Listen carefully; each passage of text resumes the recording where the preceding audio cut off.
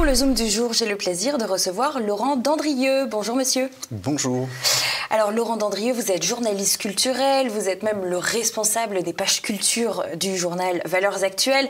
Vous êtes également spécialiste du cinéma, entre autres, mais on vous connaît aussi pour la littérature naturellement. Vous êtes auteur d'une dizaine de livres, dont La confrérie des intranquilles, qui revient sur des portraits d'auteurs, justement, qui avaient été couronnés par l'Académie française. C'est vrai. Aujourd'hui, vous venez nous présenter ce livre paru chez Criterion. Il s'agit du livre Une cinémathèque idéale que regarder en famille de 5 à 16 ans. Il est au prix de 17,90 €, disponible sur la boutique de TVL. J'en profite tout de suite puisque c'est la page de pub. N'hésitez pas à cliquer sur le pouce en l'air si cet entretien vous plaît. Et puis à laisser vos commentaires, vous le savez, hein, l'algorithme de YouTube, etc., etc. Revenons à l'ouvrage. Il s'agit d'un ouvrage qui classifie les meilleurs dessins animés, comédies, romances, aventures, fiction, polar, thriller fantastique, SF, des reportages même, des biopics et des films historiques. C'est très complet, c'est très bien organisé, tout est classé par âge. Laurent Dandrieux, on va passer à la première question. Il y a Michel Desmurget qui est docteur en neurosciences. Vous savez, c'est l'auteur de Tivy-Lobotomie, la vérité scientifique sur les effets de la télévision, j'allais dire de la civilisation, c'est pas tout à fait ça. Et faites-les lire, il vient de le sortir pour en finir avec le crétin digital. C'est la suite de son précédent ouvrage. Dans ce livre, il sonne l'alarme sur la consommation d'écran. Il dit que c'est une paupérisation intellectuelle et que l'antidote, c'est la lecture. Alors, dans ce cadre, Laurent Dandrieux, la question est méchante. Est-ce que votre livre est utile ? Alors, il a tout à fait raison. Évidemment, la lecture est indispensable à la construction de l'intelligence et on ne saurait trop la conseiller. Pour autant, je fais partie des gens qui pensent que le cinéma classique fait partie de la culture générale et je suis toujours assez choqué que des parents qui, à juste titre, ne supporteraient pas que leurs enfants n'aient jamais entendu parler de Balzac ou de Dickens, tolèrent fort bien que les mêmes enfants n'aient jamais entendu parler d'Alfred Hitchcock ou de François Truffaut. Et donc je pense que ça fait partie de la culture générale. Je pense que par ailleurs ça peut être aussi une bonne incitation à la lecture. Un des films les plus récents que j'ai mis dans cette sélection, eh bien, c'est les Illusions perdues, donc, qui peut être aussi une manière d'intéresser les jeunes à Balzac. Et il y a effectivement dans ce livre beaucoup d'adaptations soit de livres, soit de romans, soit de pièces de théâtre qui donneront sans doute aux enfants l'idée d'approfondir.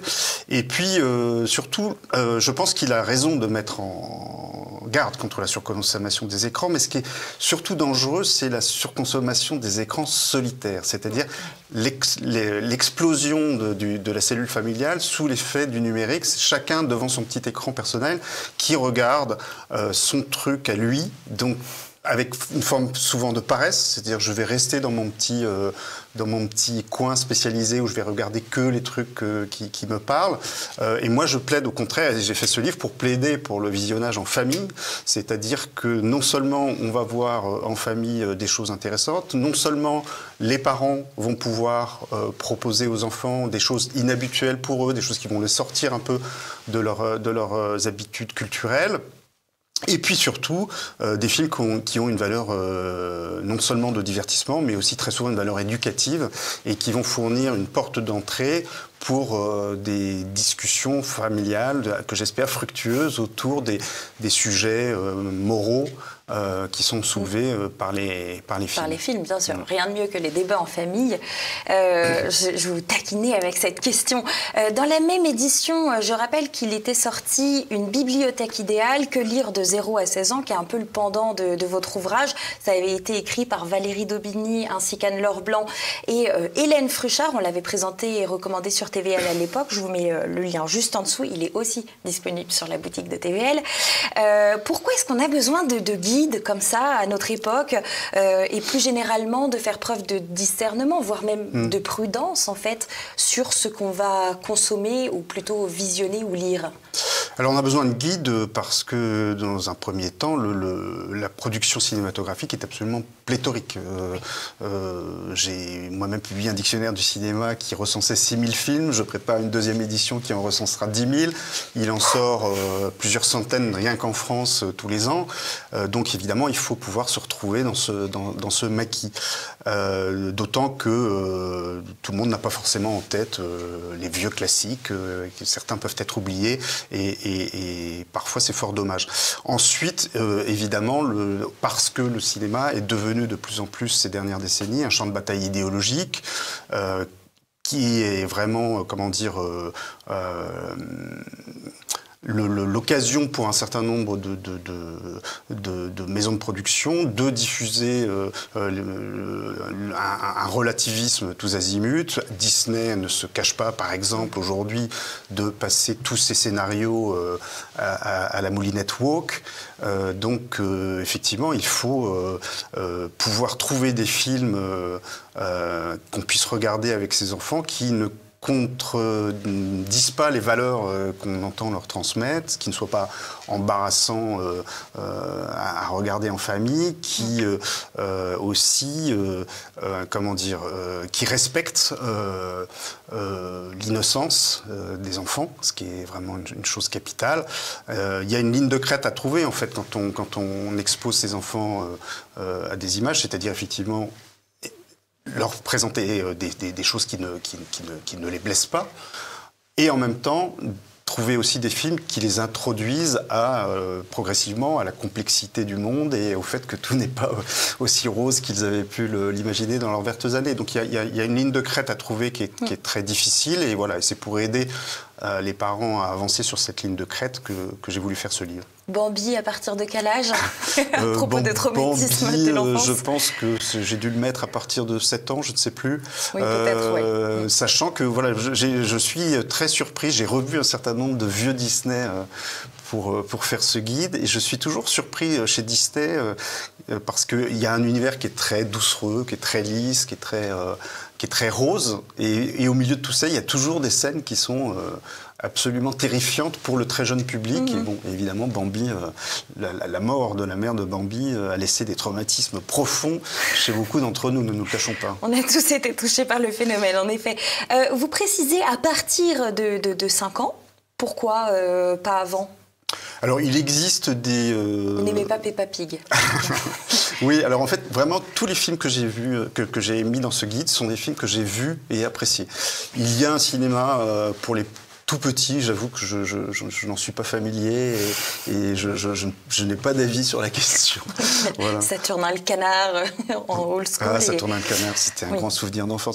Mais en tout cas, oui, c'est peut-être aussi l'occasion de vous dire pourquoi j'ai mis à partir de, c'est-à-dire que j'ai choisi de classer les films, de recommander les films pour un âge qui n'est pas forcément celui auquel l'enfant va tout comprendre et tout apprécier du film en question, mais plutôt celui auquel il pourra s'agréger avec plaisir et sans dommage pour lui au public familial et éventuellement au public de ses frères et sœurs aînés s'il en a. Voilà, je pense qu'on n'a pas besoin de tout comprendre d'un film pour l'apprécier, que c'est très bien aussi de revoir des œuvres à des âges différents pour tout à coup en pénétrer la complexité avec plus de subtilité. Je pense qu'on a tous fait cette expérience-là quand on était gamin, et en fait c'est une bonne manière aussi d'affiner l'intelligence, de prendre conscience qu'il y avait tel truc, voilà, qu'il y a différents niveaux de lecture, qu'il y avait telle chose qu'on n'avait pas comprise à l'époque, et tout à coup, voilà, la lumière vous vient, ce qui est très flatteur et très agréable. Donc c'est une bonne manière de procéder, je pense. Dans les bandes dessinées, c'est tout à fait comme ça également. Alors, je ne l'ai pas précisé, mais il y a plus de 700 propositions, films et dessins animés, donc vous l'aurez compris, dès les premières pages, mais vous en avez presque parlé, vous rassurez les lecteurs, et il y a un indicateur quand les films sont violents, ou alors avec des contenus un peu trop sexuels. Un peu salés, dirons-nous. Voilà, exactement, parce que avec des dialogues. Ça peut être seulement dans les dialogues, mais effectivement, j'ai voulu ne pas, évidemment, mettre que des films d'autrefois. Et donc, j'ai un problème récurrent avec le cinéma récent qui comporte souvent, notamment dans tout ce qui est, évidemment, film de guerre, polar, film d'action, une certaine dose de violence que donc je n'ai pas pu écarter totalement de ce guide, et donc qui est signalé par une petite signalétique de la même façon les films qui comportent ce qu'on appelle pudiquement dans le langage familial des scènes. À caractère, voilà, généralement on dit des scènes et tout le monde a compris de quoi on parle. Il y en a peu, c'est jamais, évidemment ça n'est jamais poussé très loin, mais j'ai voulu le signaler quand même, sachant que ce qui est très difficile quand on fait un guide de ce genre, c'est qu'on sait d'expérience que toutes les familles n'ont pas les mêmes critères, n'ont pas le même degré d'exposition aux images, et n'ont donc pas la même tolérance vis-à-vis effectivement d'une certaine dose raisonnable de violence ou de dialogue un peu cru, et que donc les indications que je donne sont forcément indicative, et que chaque famille doit établir évidemment son propre jugement sur les films que je suggère, que je ne fais que suggérer. On parlait de discernement, mais effectivement, il est important d'en avoir à soi propre, en plus de suivre des guides de cette façon. Et on ne peut évidemment pas, quand on rédige un guide comme celui-là, prétendre se substituer aux parents. Tout à fait. Mais alors, du coup, je vous pose une question un peu coquine. Là aussi, est-ce que c'est pas de la surprotection dans un monde qui est hyper sexualisé et j'allais dire presque réemployer cet adjectif hyper violent? Mais le problème, c'est que cette protection, elle est légitime et nécessaire, et que effectivement, il y a des images qui blessent, il y a des images le pouvoir des images en plus est très fort parce que ça reste solidement imprimé pour des années. Donc je ne blâme jamais, je ne blâmerai jamais les parents de leur prudence. Je pense que l'éducation suppose aussi une prise de risque, c'est-à-dire que si vous restez exclusivement dans la prudence, eh bien vous risquez d'avoir des enfants qui vont manquer de curiosité ou qui vont être un peu aveugles peut-être sur les réalités du monde extérieur. Donc là aussi, c'est une ligne de crête à trouver qui n'est pas simple. J'ai fait ma proposition dans ce livre à cet égard. Il y a évidemment des lecteurs qui trouveront certaines de ces propositions trop audacieuses, d'autres qui me trouveront trop timoré. C'est un exercice un peu impossible. On ne peut pas contenter tout le monde et son père. Mais en tout cas, je pense que j'ai voulu aussi aider certains parents qui peuvent parfois être un peu tétanisés justement par le désir de protéger. Voilà, j'ai voulu les inciter à une audace un peu relative et à ne pas hésiter à aller plus au large quand il y a des choses vraiment intéressantes qui donnent à réfléchir. En tout cas, sur les critères de la violence, j'ai écarté tous les films qui me paraissaient très violents et dont le propos ne me paraissait pas suffisamment intéressant pour justifier qu'on accepte ce degré de violence. Quand effectivement il y a un film qui par ailleurs a une véritable profondeur et une véritable réflexion, je pense à La Ligne rouge de Terrence Malick, qui est pour moi un des plus beaux films de guerre jamais tournés. Je l'ai conseillé, je crois, à partir de 16 ans, parce qu'effectivement il y a des scènes assez dures. Je comprendrais très bien qu'on ne veuille pas le regarder à cause de ça, mais c'est un film qui a une profondeur humaine et métaphysique tout à fait impressionnante, à côté de laquelle il serait dommage de passer. Alors, dans ce guide, dans ce recueil de films, vous conseillez également des films anciens, voire même très anciens, qui sont en noir et blanc. Pourquoi rester sur de l'ancien comme ça ? Alors, je pense qu'en fait, c'est impossible de faire autrement dans un guide du cinéma familial, parce que je vous parlais effectivement du cinéma récent qui est envahi de plus en plus par la violence et le sexe, qui est envahi aussi malheureusement par des valeurs souvent individualistes, par une forme de cynisme. Si on veut trouver un cinéma effectivement plus conforme aux valeurs familiales et aux valeurs traditionnelles, c'est difficile de ne pas se tourner vers le cinéma d'autrefois. Le cinéma des années 30 aux années 60, c'est l'âge d'or du cinéma déjà à la base, et ensuite c'est vraiment l'âge d'or du cinéma familial où ces valeurs sont vraiment valorisées et mises en lumière. Je pense que c'est vraiment quelque chose contre lequel il ne faut pas se braquer parce que c'est beaucoup une question d'habitude. Voilà. Oui. Je pense que si vous mettez vos enfants tout petits déjà devant des Laurel et Hardy et des Chaplin, ce qui marche encore très bien, ça va les accoutumer à l'idée du noir et blanc et vous les ferez passer progressivement, toujours dans le noir et blanc, à des choses plus adultes. Il y a quand même, par exemple, il y a un classique du cinéma familial qui est La vie est belle de Capra, que beaucoup de familles idolâtrent. J'ai jamais entendu quelqu'un me dire ce film est nul parce qu'il est en noir et blanc. Donc il y a vraiment des clés d'entrée. Et après, il s'agit pour chaque parent de trouver le film qui a une thématique qui plus particulièrement va parler à son enfant et qui lui permettra de l'accrocher à ça. Mais je conçois pas qu'on puisse prétendre éduquer ses enfants au cinéma et par le cinéma et ignorer les films d'Alfred Hitchcock ou de John Ford qui sont les plus beaux chefs-d'œuvre du genre, qui en plus sont des films qui ont une valeur divertissante incroyable. C'est à la fois des films très profonds et du grand spectacle, et avec une valeur humaine, une valeur éducative très forte. Donc ce serait vraiment dommage de s'en priver. Alors justement, vous dites qu'il faut trouver certains films.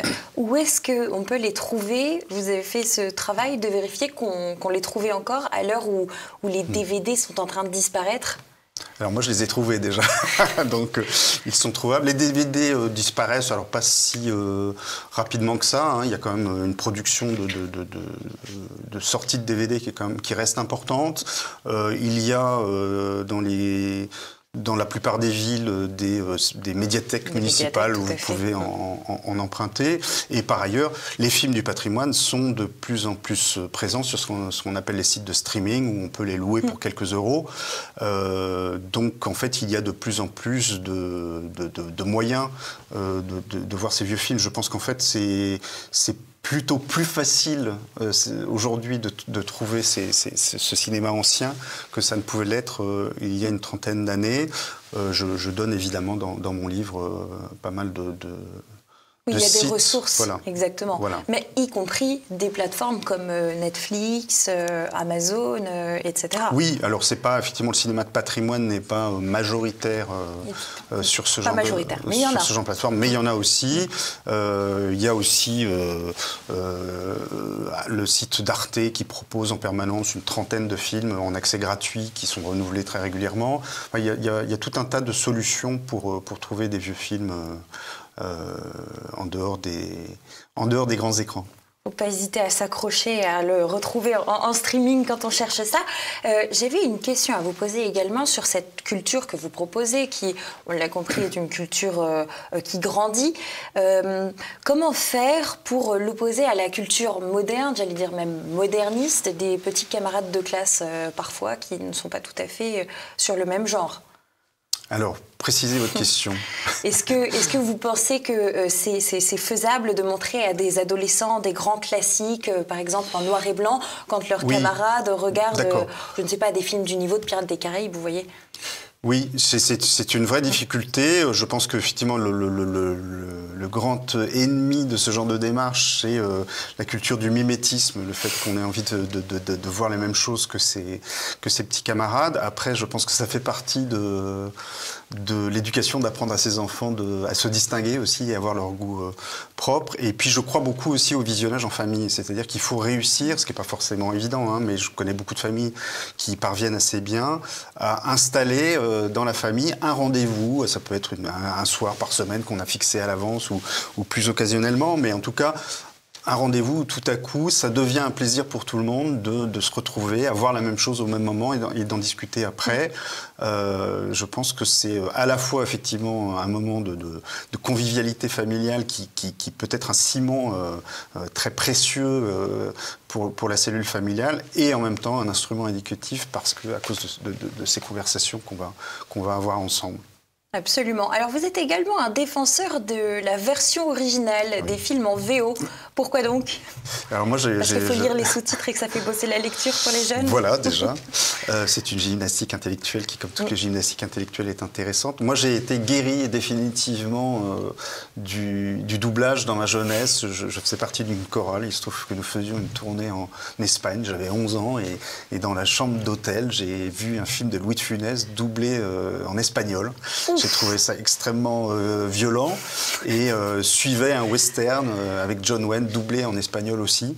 Et je me suis dit non, c'est pas possible, ça c'est trop ridicule. Et du coup, ça m'a fait prendre conscience du ridicule de voir des films américains doublés en français. Je pense que en fait, la qualité du jeu des acteurs est une partie vraiment centrale de la qualité d'un film.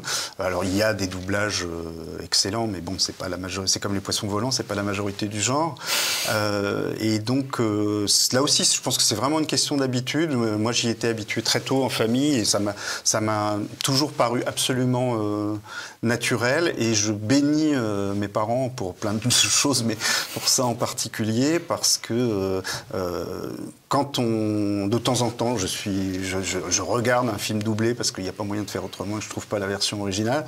Et je trouve ça d'une tristesse absolue parce que c'est souvent très très médiocre. Et en fait, on peut s'habituer à cette médiocrité. C'est ça qui est un peu triste. C'est qu'il y a des gens qui, à force de ne voir que des films doublés, ne sont plus capables de faire la différence et se sont habitués à une forme de médiocrité. Et c'est tout à fait dommage. Mais qu'ils voient un film de Louis de Funès en espagnol et ils comprendront ce que je veux dire. Donc on le déconseille, mais on le conseille pour l'expérience. Est-ce que vous diriez qu'on fait encore des belles choses dans le cinéma, dans les dessins animés d'aujourd'hui, ou c'était définitivement mieux avant ?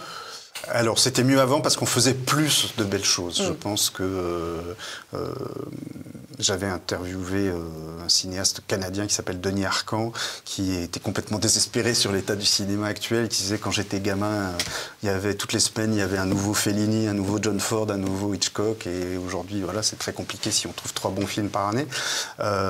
Mais il y a encore des très belles choses. Le film le plus récent que j'ai mis dans ce guide est un film irlandais qui est sorti en France en mars 2023, qui est un premier film d'un jeune réalisateur. Ça s'appelle The Quiet Girl. Ça m'a bouleversé, ça m'a ému aux larmes. C'est un film absolument sublime.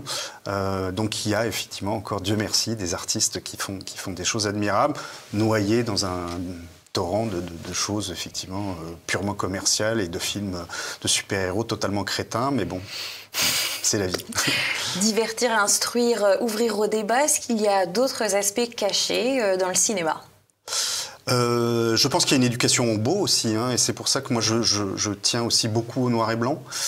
C'est-à-dire que quand vous regardez un film comme La Nuit du chasseur de Charles Laughton avec Mitchum, il y a une splendeur des contrastes, de la photo qui est absolument sublime, et vous pouvez comprendre qu'effectivement le noir et blanc est aussi un instrument esthétique d'une richesse incroyable. Quand vous voyez un film comme Barry Lyndon de Stanley Kubrick, c'est un enchantement pour les yeux de tous les moments. Je pense qu'aussi le visionnage en famille, outre les discussions que ça permet sur le fond des films, sur les enjeux moraux des intrigues, ça peut être aussi le lieu d'une éducation au regard, c'est-à-dire qu'on sait tous que les images peuvent nous raconter n'importe quoi, suivant la façon dont elles sont triturées et manipulées. Surtout à la télévision. Et surtout à la télévision, mais aussi beaucoup au cinéma. Et donc, ça peut être un moment privilégié pour que les parents expliquent aux enfants que ça n'est pas parce qu'on vous a montré des images que c'est forcément la vérité. Il y a pas mal de films aussi, j'en ai mis quelques-uns dans ce guide, qui justement racontent des histoires suivant plusieurs points de vue, et donc on s'aperçoit que les images dépendent beaucoup du point de vue. Donc voilà, éducation au beau, éducation au regard, éducation du regard, au décryptage des images. Et puis, je pense qu'effectivement, ça peut être aussi, pour les plus profonds de ces films, un chemin privilégié vers la splendeur de la vérité. Eh ben, très bien. Un dernier mot peut-être, Laurent Dandrieux, ou on finit là-dessus? On finit là-dessus. Eh bien écoutez, je rappelle votre ouvrage, dans ce cas, une cinémathèque idéale, que regarder en famille de 5 à 16 ans. En famille, très important, on l'aura compris. C'est paru chez Criterion, 17,90 €. Vous pouvez le trouver sur la boutique de TVL, il y a le lien juste en dessous. N'hésitez pas, si cet entretien vous a plu, je vous le disais en introduction, mais je le répète, c'est très important, cliquez sur le pouce en l'air, laissez-nous un commentaire, et puis pourquoi pas, n'hésitez pas à partager cette vidéo à quelqu'un qui aurait besoin de regarder des films en famille. Vous allez voir, c'est un régal. On retrouve nos vieux classiques. On a envie de se poser avec ses enfants pour les regarder ensemble. Moi, je vous dis à très vite sur TVL, après votre visionnage de film.